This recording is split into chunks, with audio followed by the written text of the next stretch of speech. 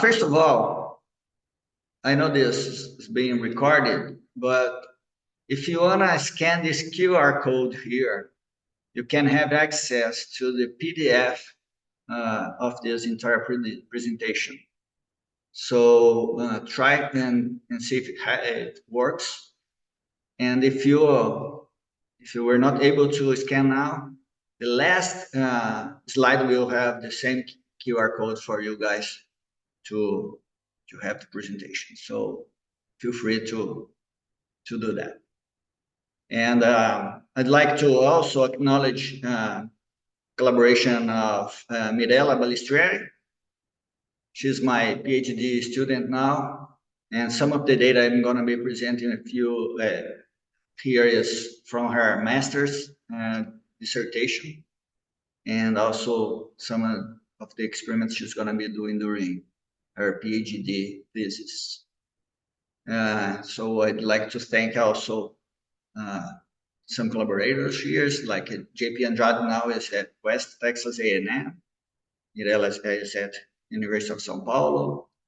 We have lots of collaboration with Milo Wildbank at University of Wisconsin-Madison. And some companies that help us with the hormones, the experiments, for example, Global Gene from Brazil, and some other farms that are going to be citing throughout the presentation. So, and of course, many more collaborators. So, to introduce this topic, I'd like to talk about how to improve reproductive efficiency in beef cattle. What we have in mind now, and we are working very strongly in Brazil, because as you know, the main cattle we have here is zebu cattle, especially Nelar cattle, and they are not like Bos Taurus breeds that they can get pregnant easily when they are 12, 13, 14 months old. But we are working hard now to accelerate this process to have Nelar cattle getting pregnant earlier. And why is that? We want them to get pregnant as soon as possible so we can have more calves per female as you have in the US, but also not only for heifers, but during the breeding season, we want to have both cows and heifers pregnant as soon as possible, mainly most of them at the beginning of the breeding season. Why is that? Because when they calve and when they calve early, you have animals that are much better. You have groups that are more uniform. When we wean the calves that are born early in the breeding, in the calving season, they wean heavier. And then when they go to reproduction, they perform much better, especially females. So yearling females that were born early in the calving season, they get pregnant easier and earlier. So that's the main idea here, to work hard in reproduction. That's why we work very strongly using time AI in Brazil, and nowadays working with resynchronization and earlier resynchronizations, which is the topic that we're going to be talking about today. So how to have cows or heifers pregnant earlier? So we need to inseminate all eligible females at the beginning of the breeding season, of course. Using the time AI, we don't need to wait for them to be cycling to be able to be bred by bull. And I don't know if you know, guys, in US, cows in general, if they are well fed, they cycle pretty fast postpartum. In Brazil, especially zebu cattle, they take forever to cycle. So time AI is really important here and makes a big difference. And we also want to detect the ones that were inseminated as soon as possible, to detect them non-pregnant to re-inseminate them. And also using a resynchronization in the non-pregnant females as soon as possible. And then we have different strategies that we can use. One of them is the conventional one. We breed the cow or heifer. 30 days later, we preg check. The ones that are open, we start a new synchronization protocol and breed like 40 days later. So the time between inseminations is 42 days. But then there is the early resynchronization that we start the resynchronization sooner, and we don't know if the cow or heifer is pregnant or not when we start. But when at the time of that implant removal, we can scan the cow. If it's pregnant, just remove the implant. If it's not, we can finish the protocol. And then we have an interval between inseminations of 32 days. And there is the super early resynchronization, in which we start the resync on day 14. On day 22, we use a Doppler, color Doppler, to check the CL, if there is a viable CL or not. If the CL is viable on day 22, we consider the female pregnant. If not, we finish the protocol. And then the interval between AIs is 24 days. And then there's the Rebreed21, in which we started resync on day 12 after the previous AI. The implant stays there for 7 days. On day 19, we remove the implant. Here in Brazil, we also treat with other hormones on day 19. And then on day 21, we preg check with Doppler. If there is a viable CL, we don't do anything, just let them go. If there is no CL, we treat with generate and breed the animal. So the interval between AIs is 21 days, in which we reach about 100% service rate. So that's the one we're going to be talking about. If we want to resynchronize as soon as possible, that's the one we know now that is one of the best options. And we're going to see if it works or not. This is a calendar using the hormones we have here in Brazil, just to show how this works in a schedule for practitioners in the field.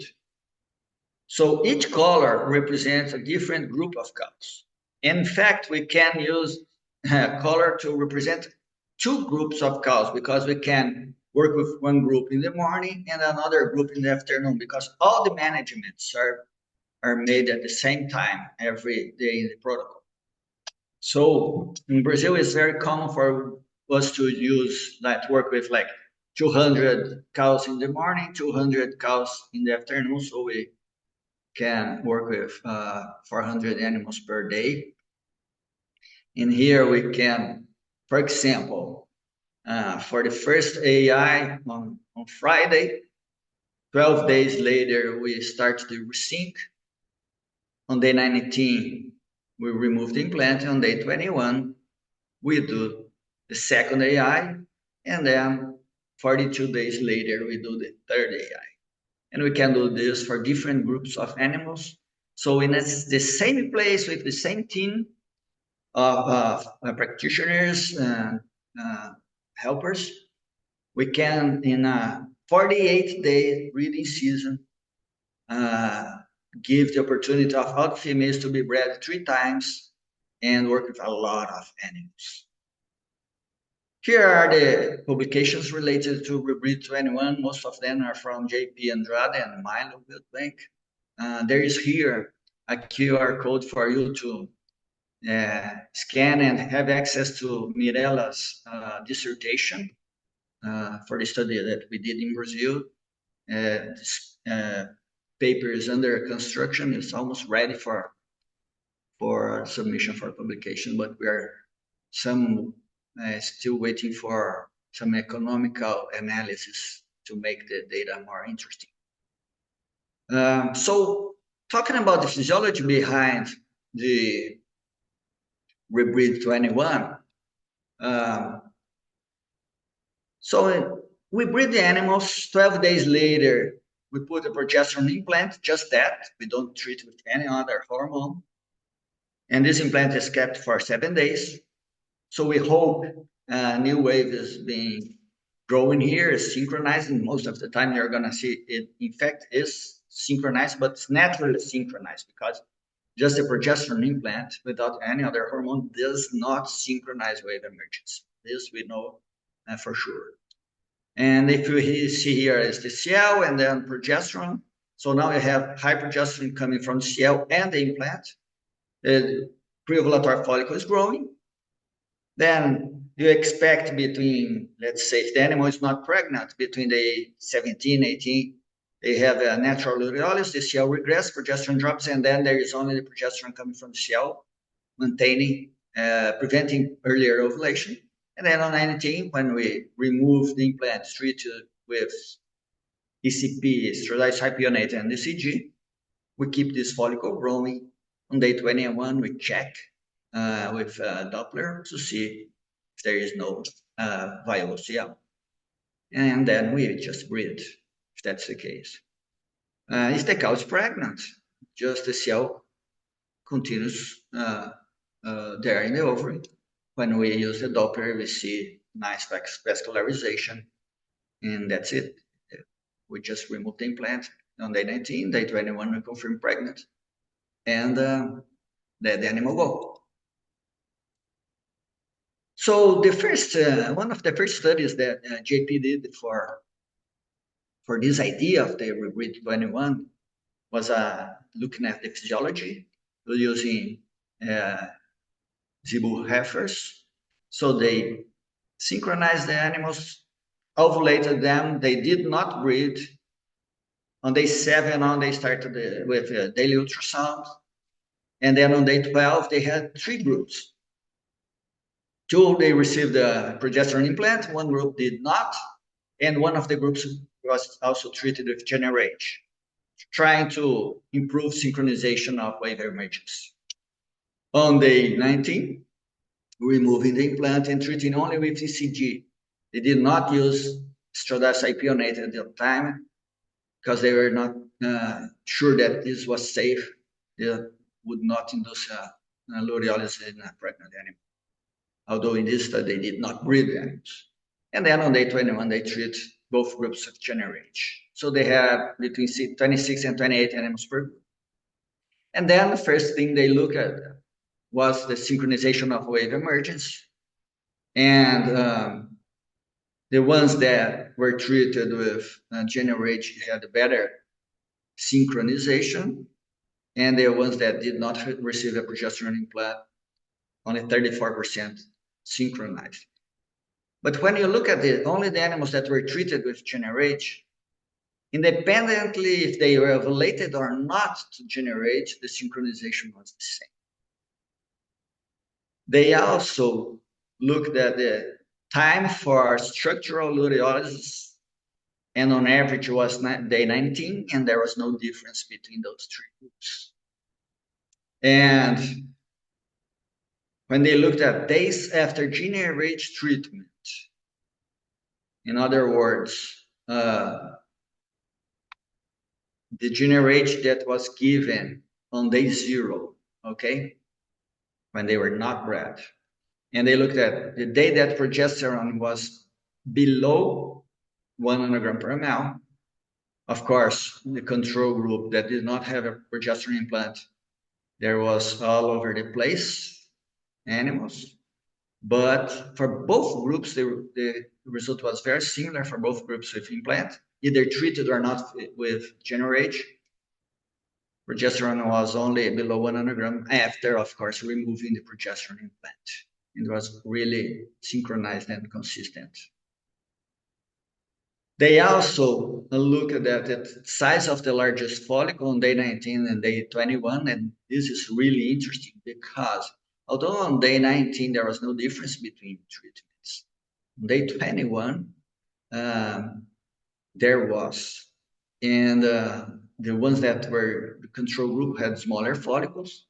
And surprisingly, independent of the use of generate, the size of the largest follicle was the same for both groups.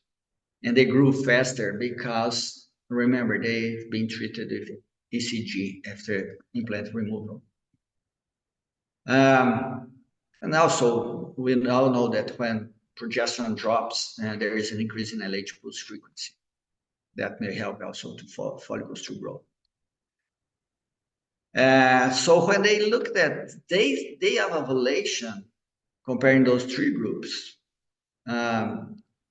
there was a difference between the control group and the other groups. There was the ovulation in the control group was more let's say, varying from day 18 to day 25 or 26, whereas in the other group, it was really concentrated on the exact day that they should be. And there was no difference between the ones that received generate or not. And that's the reason why from now on, the studies that JP did from that point on, they did not use generate anymore on day 12, just putting the progesterone implant. So one of the main problems when we do super early resynchronization is the false positives. Either if we use resync starting on day 14 or now on day 12. And we can have different situations here. The first one, when you go on day 21 and the cell is there, beautiful, but the animal is not pregnant, when you confirm later, let's say on day 32, 33, one of the reasons may be because they did not synchronize properly in the protocol beforehand, and they may not have a 21-day-old cell at that time. The other possibility is less common in zebu cattle because they are really well synchronized and they really cycle properly. They are not like Holstein cows that they go all over the place. But still they can have like a persistent cell that lasts longer than 21 days. But most of the probably cause of false positives is just pregnancy loss. On day 21, there is a beautiful cell and the animal, in fact, was pregnant. We don't know, but probably was. And between day 21 and day 32, 33, they just lost that pregnancy. And we may have some evidence to prove that this is maybe the case in most of the situation. Okay, so let's share with you some data of the use of Rebreed21 in beef cattle in Brazil now. There was a nice study done in Roncador Farm in Brazil. It's one of the biggest farms we have here in Brazil. Just for you to have an idea how big this farm, they lose about 1,000 calves per year just by jaguar attack, 3 per day. Anyway, so this study was done in heifers. So what they did, they compared the Rebreed21 to a regular resynchronization protocol in, let's say, a 42-day long breeding season. So let's say the first day of the breeding season is when they receive the first AI, so they've been synchronized with a protocol with progesterone implant for 7 days. And then on day -9, they were treated with cloprostenol and estradiol benzoate. On day -2, cloprostenol, cypionate, and ECG. And on day 0, they were just bred. 12 days later, they put an implant, 0.5 gram of progesterone implant. And on day 19, they received ECG. And in this study, they used 0.6 milligram of cypionate. At that time, they were already confident that cypionate was safe to be used on day 19. And then on day 21, they did the Doppler. If there was no viable CL, they received 10 micrograms of zearalenone, and they were bred. And they did the same again 12 days later, so the third AI would be on day 42. And the control group received the first AI. On day 33, they were preg-checked. If they were open, they were resynchronized and received the second AI. So when we talk about comparing the first AI, we are talking about comparing the AIs on day 0. When you talk about comparing the second AI, is the AI done on day 21 for the first group and the AI done on day 42 in the second group. And of course, the third AI was just in the Rebreed21. And we have almost 300 animals per treatment. So here are the results. So for the first AI, which there was no treatment yet, pregnancy period was very similar in heifers, about 43%. And for the second AI, one of the concerns we had is, well, we are resynchronizing only with a progesterone implant on day 0 or day 12. There is no estradiol benzoate, there is no GnRH. Would that compromise fertility of the heifers? It did not seem to be the case because it was 42% for Rebreed21 and 35% for the Resync 32. And the third AI with Rebreed21 was 30%. So when we look at the cumulative pregnancy here, on day 0 was the same, but on day 21, there was already a difference. Of course, more heifers being pregnant 21 days on day 21 of the breeding season with the Rebreed21. And after 42 days, still the difference, 74 versus 63. So the cumulative pregnancy was greater with Rebreed21. And moreover, more heifers got pregnant sooner in the breeding season using the Rebreed21. So nowadays, we've been using this a lot, especially in heifers. And I can tell you, it works pretty well. And fertility is really good, even when you do at the time of the second or third AIs. So this is just a case report I can share with you now. Here at our university, our school, we have a purebred and LR cattle that we manage the breeding season every year. So in the breeding season of 2021, we did the early resynchronization. When we started the resync on the 22, preg check on the 30 and breed on the 32. And then the next year we did the Rebreed21. So what we have here, the first breeding season, we had 218 animals between heifers and cows. And the breeding season lasted 93 days, and the animals had the opportunity to be bred 4 times. The next year, we used the Rebreed21 with a similar number of animals. Also, they had 4 opportunities to be bred, however, in a shorter breeding season of 63 days. And let's see what happened. Of course, it's not scientific, it's different years, but just as a curiosity, this is the cumulative pregnancy during the breeding season. So in red is the 21, year 21. In blue is 2022, when we did the Rebreed21.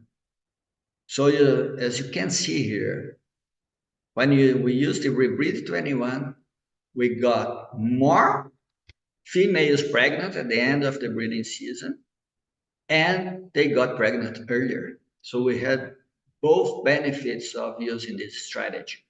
And this has been really consistent among the studies we've been doing. Here's another study we did. This is a nice one we did in Londrina. We have this Figueira farm. This is a nice story. A former student donated this farm for our school. It has like 3,600 hectares, almost 5,000 head of zebu cattle that we can do almost whatever we want with them. So we do a lot of research in this farm. If we need to scan cows and heifers every day, bleed them every day, it's fine. And in this study we did, we used almost 900 cows between primiparous and multiparous. So what we did was all of them were synchronized for the first time they high using a protocol that's commonly used in Brazil here with progesterone, estradiol benzoate, ECG, cypionate, PGF, and GnRH. Works pretty well, very nice results. This farm has really high fertility. We're going to see this actually almost compromised our study here because the control group, we're going to see results were so great. But what we did, we went to test the dose of estradiol cypionate. So we had, as well as comparing the Rebreed21 to a conventional resynchronization. Very similar study to the one that JP did. So what we did here was doing the first time in AI, then resynchronizing them on day 12 to rebreed on day 21 or day 42, and the control group only rebreed on day 42. And the difference here was that 1/3 of the cows received 0.5 milligrams of cypionate, and the other third received 1 milligram of cypionate. What we were interested here in looking at is if this treatment of cypionate would be safe and also not and also stimulate an earlier regression of the CL of non-pregnant animals, so we would decrease false positives at the time of the Doppler exam. Hi, Kai. So when we looked at what we did was, as material methods, we looked at estrus expression using the tail shock. We did the early pregnancy diagnosis with color Doppler, considering pregnant animals, the ones that had a high blood flow in CL using Pugliesi's scale. And of course, on day 32, 33, we looked at the pregnancy with the mode B ultrasound.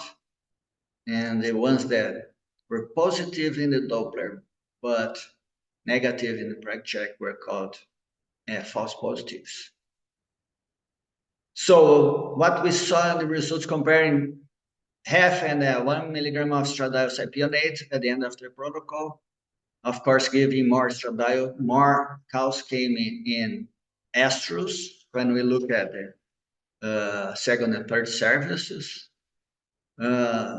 Pregnancy per AI did not differ between treatments, and false positives were really low and did not differ between 0.5 and 1.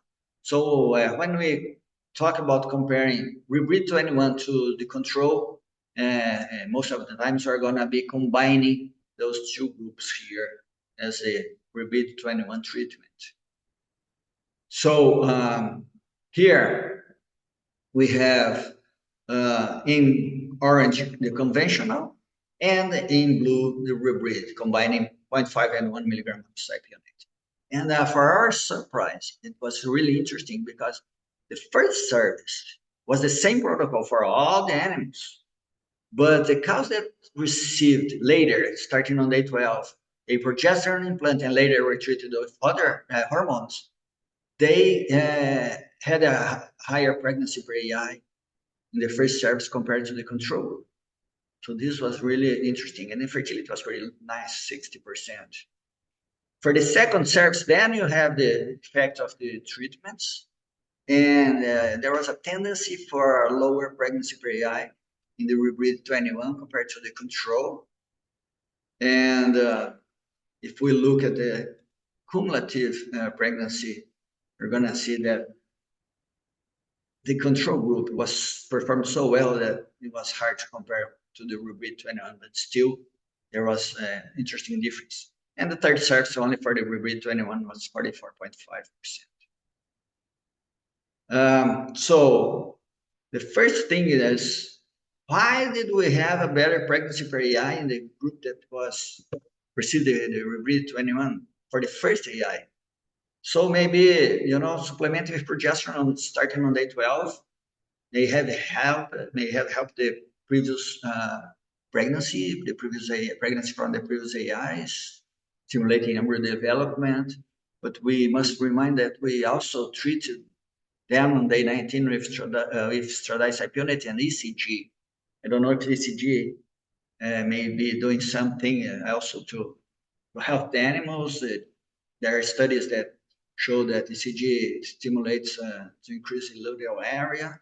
Of course, treated earlier, on day 3, not on day 19, but still maybe something. There is a study in Mexico that they treated Holstein cows, a lot of cows, lactating Holstein cows with ECG on day 21, and they increased the pregnancy per AI by 6 percentage points.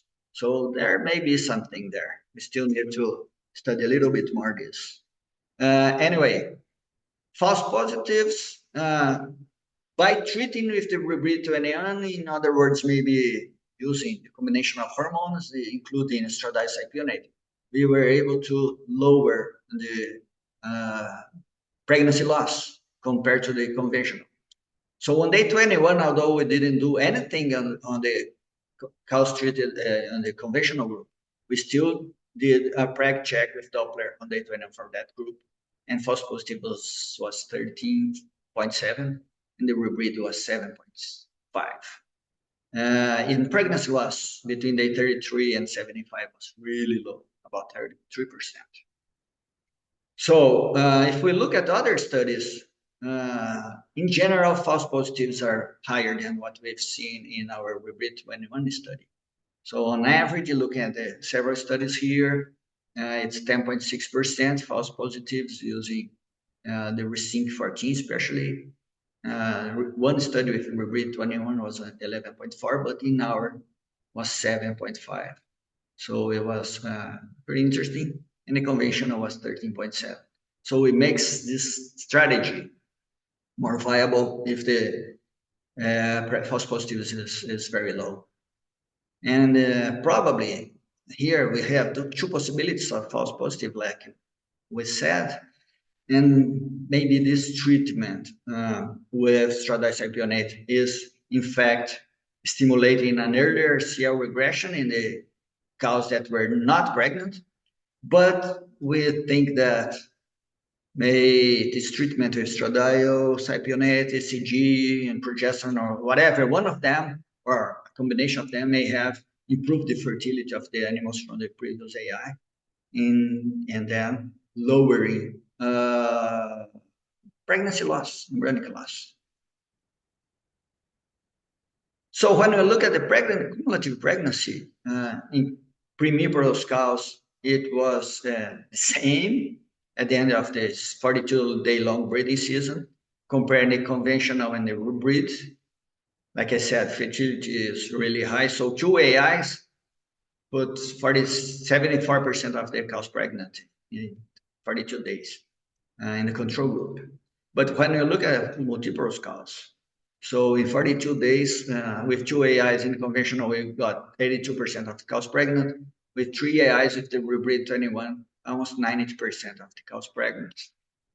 And at the end, overall was 80 versus 85% cumulative pregnancy in this breeding season. So if we look at this survival curve here, in 21 days of the breeding season, in the control group, we had 52% of cows pregnant. In the Rebreed21, we already had 77% of the cows pregnant. And when we look here, days to pregnancy, we shorten it in about 6 days by using the Rebreed21. Maybe if we do this same study in a farm that has a little bit lower fertility, this difference would be a little bit more substantial.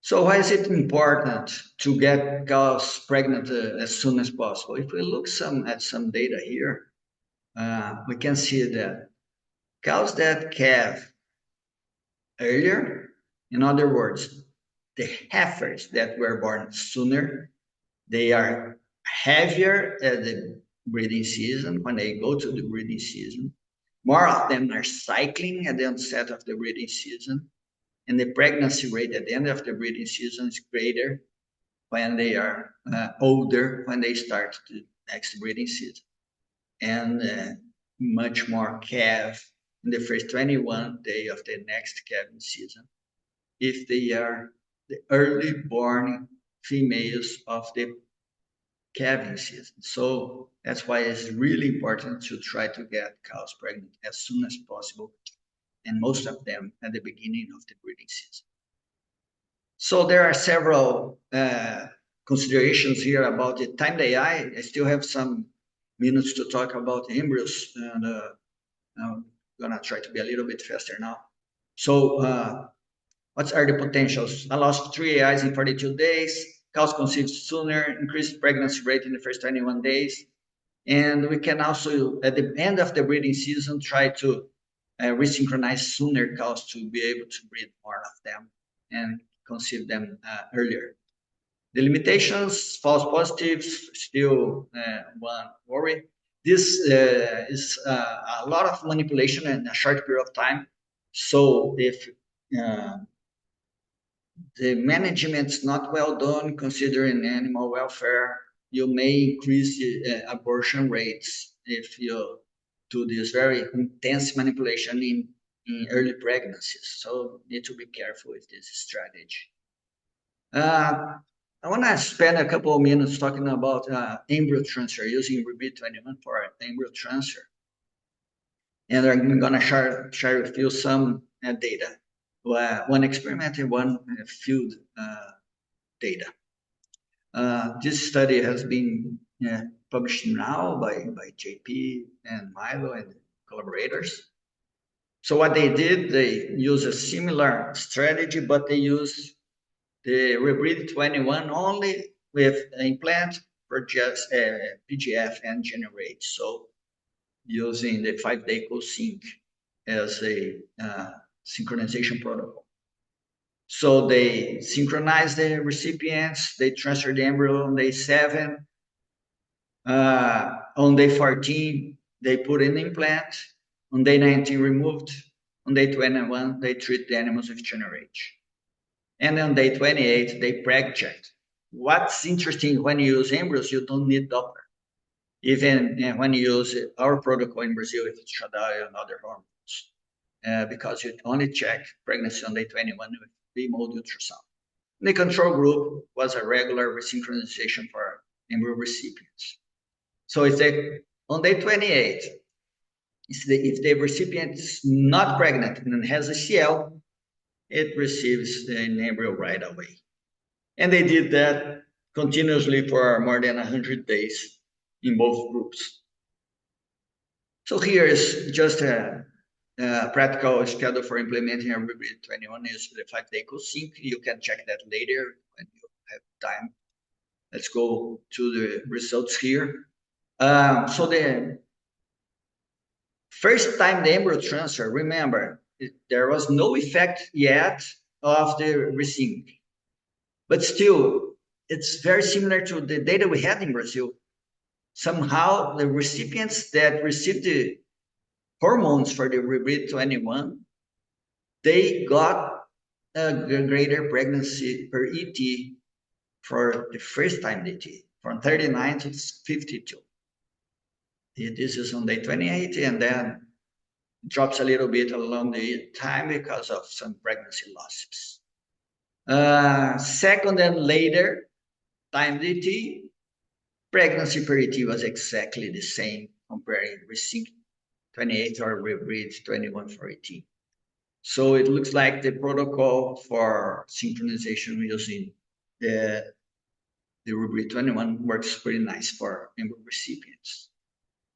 If you look here, one thing that was a concern is greater pregnancy loss for the Rebreed21 between day 28 and 33, maybe because of more manipulations, or when you remove the implant, it may drop progesterone too fast and may cause more pregnancy losses.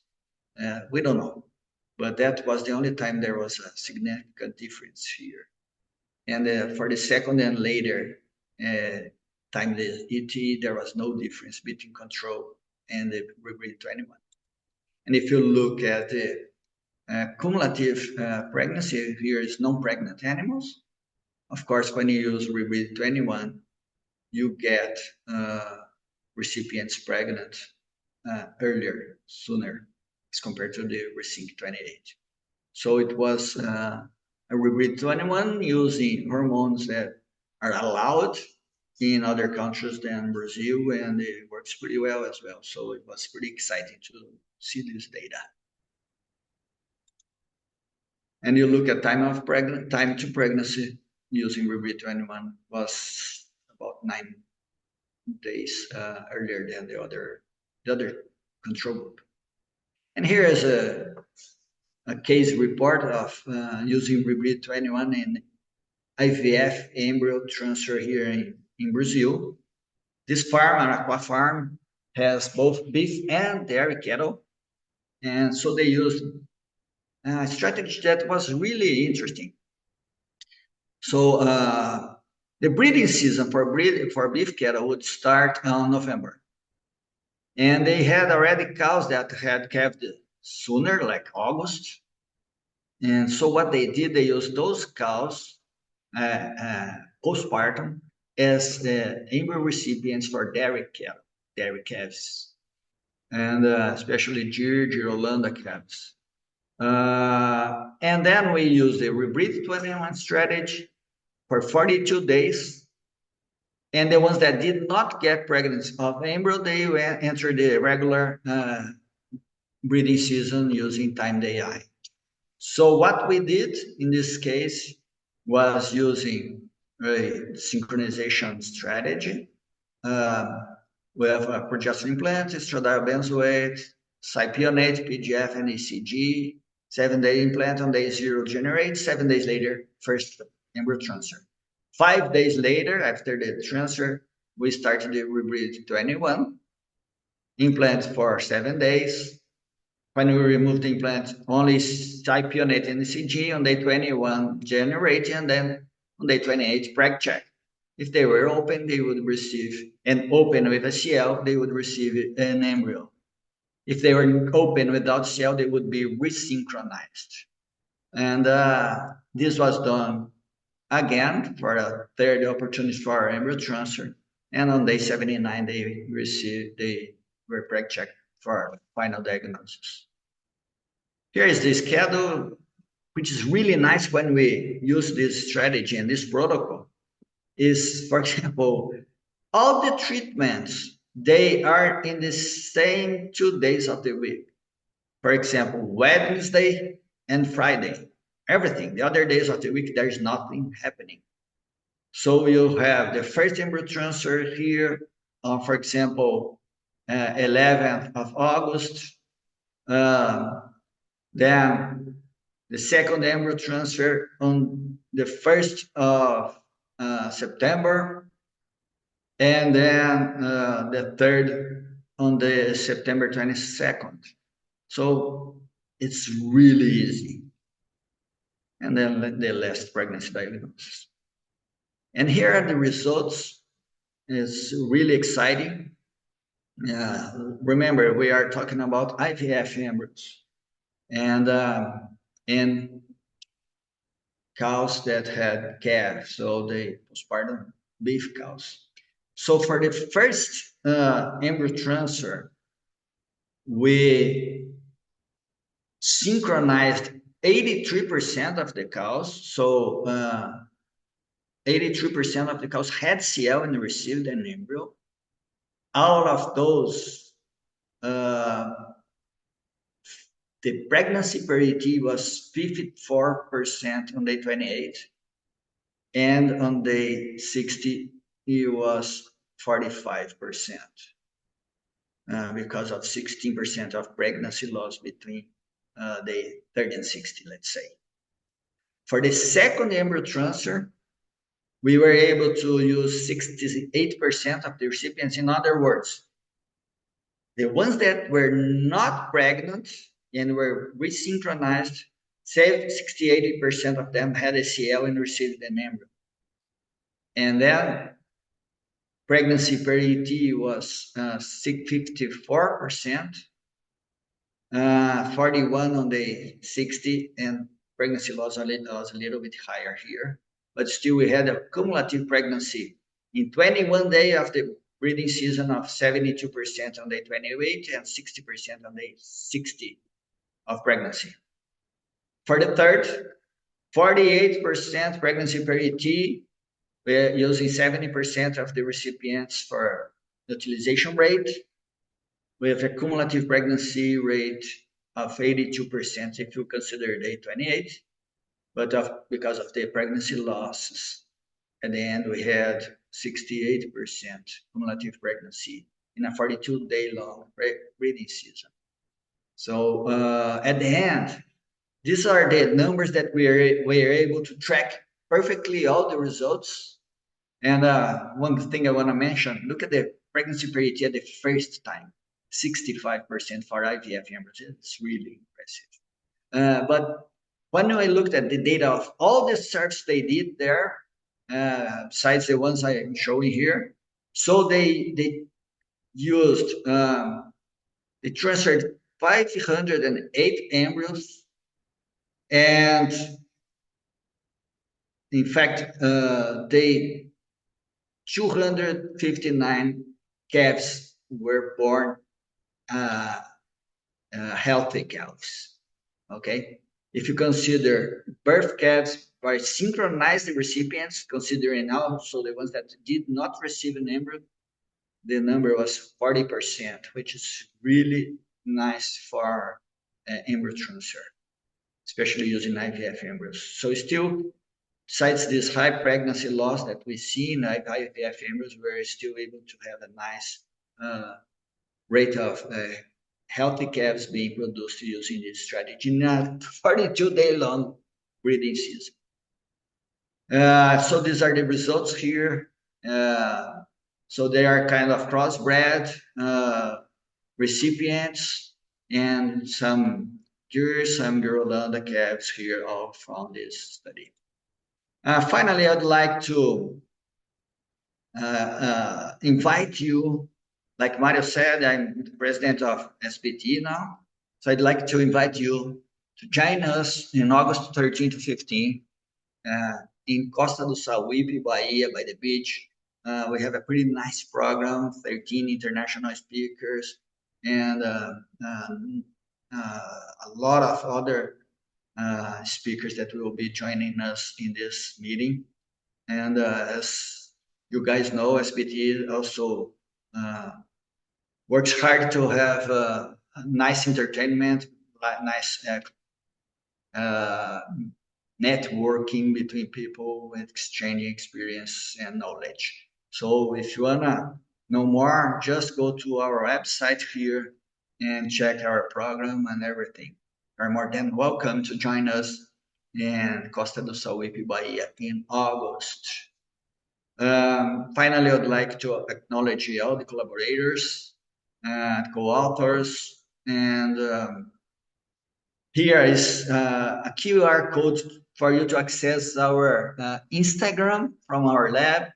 I'm sorry, most, if not all the publications there are in Portuguese, but it may be useful for you. And in the bottom here, you have the QR code of this presentation as well. So feel free to scan that and have access to this, all the slides here.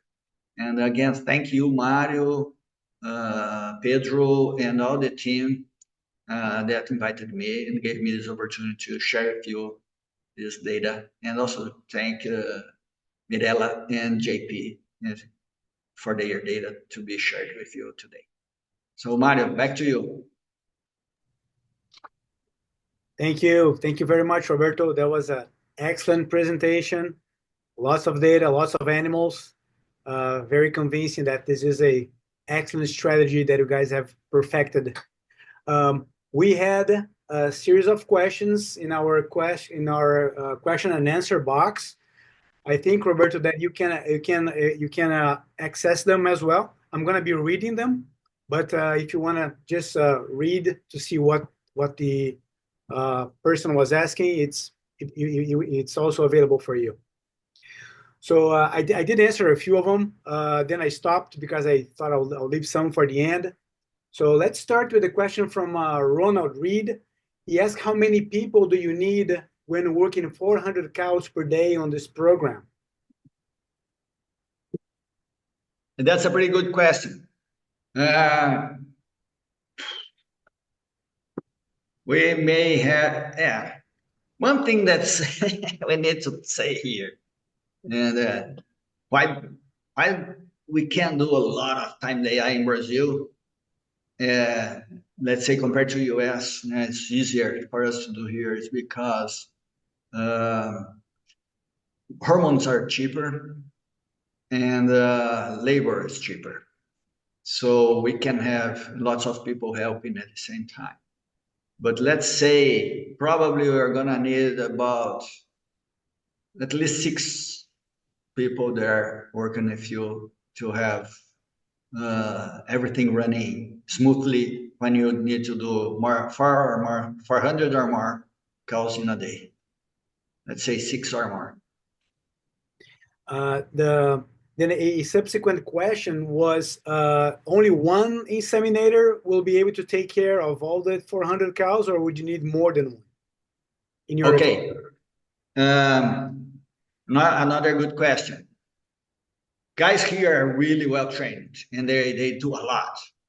We don't recommend to have only one inseminator. The recommendation is to rotate.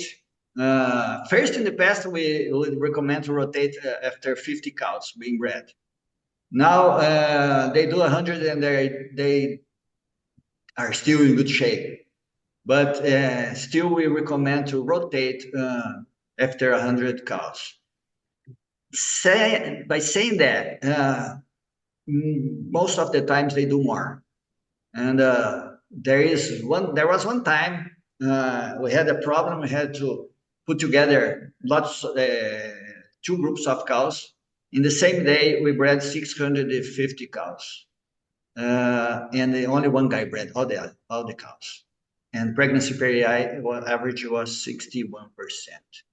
So yeah, there are crazy guys here. They can do a lot, but you shouldn't have people breeding more than 100, 150 cows. Then we should rotate them. Very good.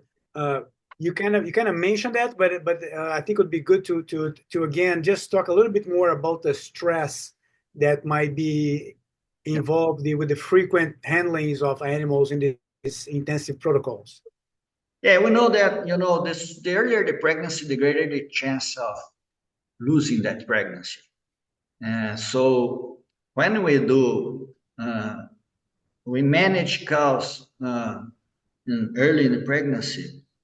If they get stressed, you really increase the chance of them to lose that pregnancy. There was one farm that we did Rebreed21 and pregnancy loss was really high, but management was bad.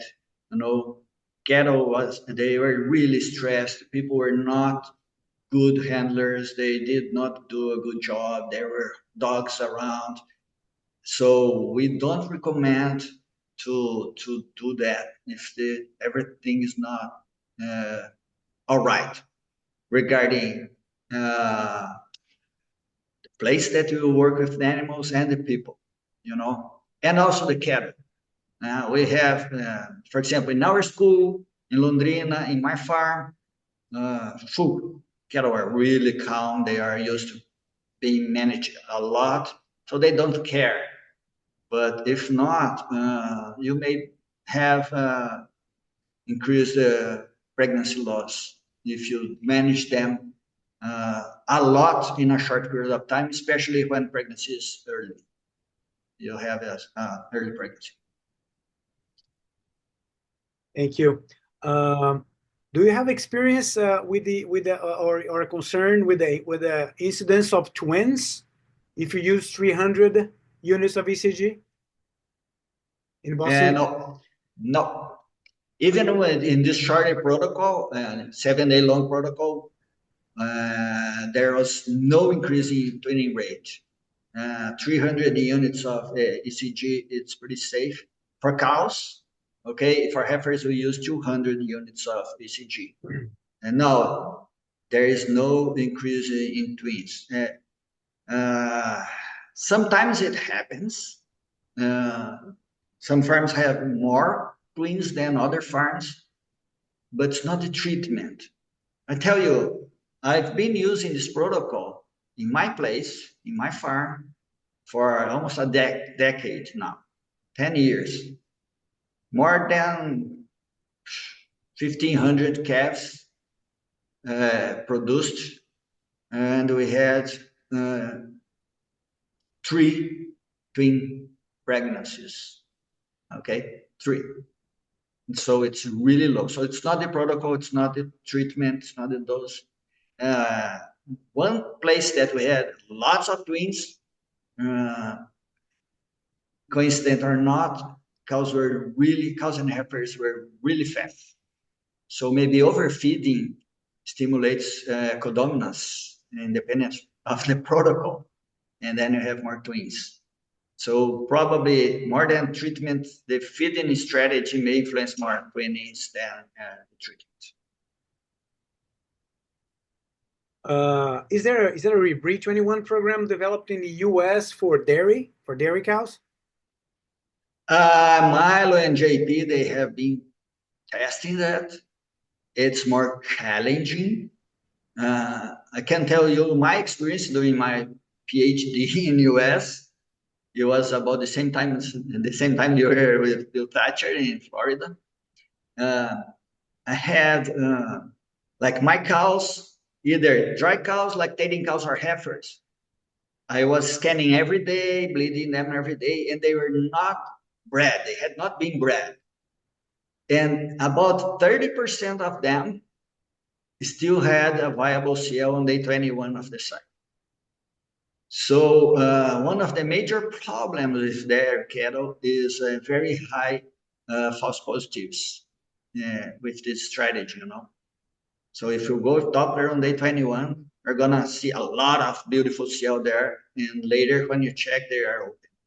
So that's for me is the most limiting factor that prevents us to have the same good results using Rebreed21 for their cattle as we have for beef. Thank you. The other attendee says that the Boston Indicus cows often go back to an ovulatory state after one time AI. How about after time AI plus resync? What's the percentage that go back in an estrus? That's a pretty good question. Now we know this is one thing we didn't know very well. Thought that you put a cow in a time AI protocol, the cow will either get pregnant or cycle. And 21 days later, she's in heat, and that's fine. If the bull goes there, the cow is bred and it gets pregnant. But that's not what happened. After the first AI, especially primivorous cows, the ones that are open, they go back to an estrus, most of them.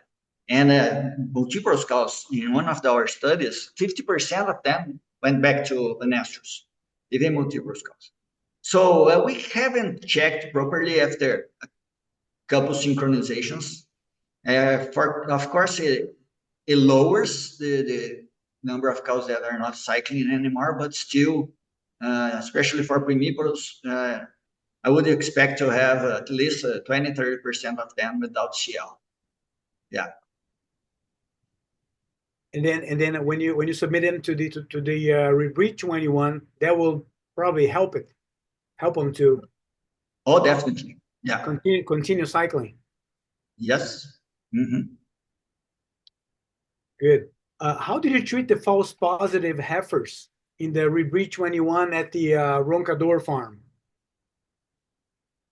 The ones that are false positives. Yeah, the ones that were false positives on day 33, they just started a new resynchronization protocol, you know, but they were not included in the analysis anymore, as far as I know. You know, maybe if JP is there, and I'm not saying the right thing, he may correct me. Has the Rebreed21 been tried in Bostoras cows, not recipients, but just insemination cows? We have not. Yeah, we have not tested yet. I'm not sure if Milo or JP are doing something that I'm not aware of. Or other researchers, maybe other people also working with that, but I'm not aware of. Regarding calving data, you showed improved calving in your embryo transfer experiments. Do you have calving data for the Rebreed protocol for AI, Rebreed21? Does it? Yeah, that's a study from Mirella that we are looking at now for the economics. So we are going to go further to look at not only calving, but the performance of the heifers that were born sooner, you know. But what we can say is that pregnancy loss throughout pregnancy, it's not different compared to the control group later on. Okay, after day 60, there is no more pregnancy loss when you do Rebreed21 compared to a regular resynchronization protocol, if that's the concern or question there. There's a question about the cost, and we know, of course, it will be the cost structure will be very different between the Brazil and the US, but you know, like but implementing the Rebreed21, the cost per pregnant cow compared to just conventional AI and bull, is it more or less? Do you have any calculations on the economic side of it? No, it costs more because you synchronize animals that would not need to be synchronized, because you are synchronizing everybody. So the cost per animal is greater, but that's why we need to do the economic analysis. And it's going to be challenging doing the economic analysis in Figueiras Farm because the control group will perform so well with 2 AIs that probably we're going to lose. Rebreed21 is not going to be economic viable in this situation. That's why we need to go further and look at the calves that were born, how did they perform and everything, the females, because it's just when the calf is born. It's much more than that. But if there is a bigger difference in pregnancy per AI or AT, definitely cost benefits is positive. And if you look at the analysis that JP did for the embryo recipients, it was worth it a lot. One thing that we must consider, one of the things that costs more in raising cattle is food. So the sooner you get your animals pregnant, the sooner you have your recipient calving, less you spend money with food. And this must get into account as well. So not just the cost with hormones. So it's not that simple, but yeah, it will not perform well if the control group does really good.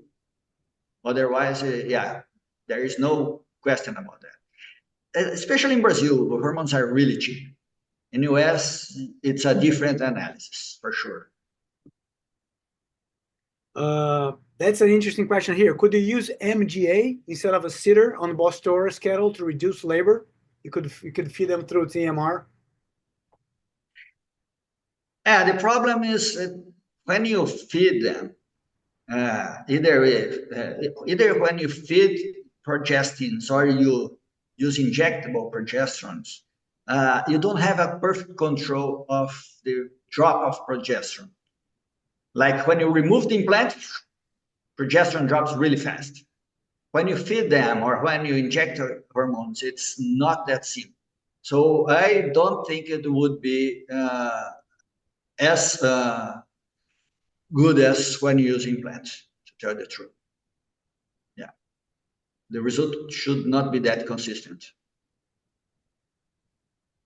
Thank you. We have another question on dairies. You already addressed the cost. We have been addressing. One last question. A great presentation, Dr. Sartori. Do you have any sire data on these projects? How much variability do you think they will add in your data? Yeah, we haven't looked at sire. In fact, comparing Rebreed21 or the control group, we may look at that. I don't think that would be there would be an effect, considering that every single experiment we did, it was well balanced. We used the same bulls for all the treatments. So if there was a side effect for one treatment, it should be affecting the other treatments. Let's say, and this happens. Okay, we had, for example, in Londrina, we had one bull that had an average above 70% pregnancy per AI, and there are other bulls on average 50%. But it was consistent among treatments. So that's why we need to do all the experiment. And that's another thing. Every study we do, the same lot of animals receive all the treatments, and everything is contemporaneous. It's the same time and balancing the animals among the treatments. Yeah. Very good, Dr. Sartori. Thank you so much. We have no more questions here on the chat box. Any more last questions for Dr. Sartori? It's been a good discussion. Anybody from the audience or the panelists? If not, I will thank one more time Dr. Sartori for the excellent presentation, for sharing your data with us. Looks like, again, a very promising strategy. We have to, here in the US, we're going to have to weigh the costs and benefits and see how much we can do it. It's possible to do it. We have been doing it in our beef ranch here at the University of Florida as well. So it is, of course, it is possible. It works, sound concepts. So we just see how much it could get more widespread. So again, thank you so much, Roberto. I want to thank one more time for the panelists, all the audience, and your questions were excellent. Well, it was a great discussion. And also thank all of our sponsors for this webinar. And see you in 3 more weeks. Roberto, thank you very much one more time. And the webinar will end in a few minutes. Thank you. Yeah. One thing, Mario, you guys in the US may ask Rodrigo Sala, that works for ST Genetics. They've been doing the work with embryo recipients. They are for sure looking at economic benefits of using this strategy there. So that's the person to talk with. And any guy from ST or even JP. So with that, I would like to thank you again for this great opportunity to be here. It was a great pleasure, and hope to see you guys again at another time. I'm sure I'll be meeting you guys in Florida like 1 month from now, and I was hoping to go to Disney World, but you put me to give talks there in Gainesville. It's not fair, but that's fine. So I'll see you there soon, and thank you again. And guys, come to SBT, join us here. Thank you. Thank you, Dr. Sartori.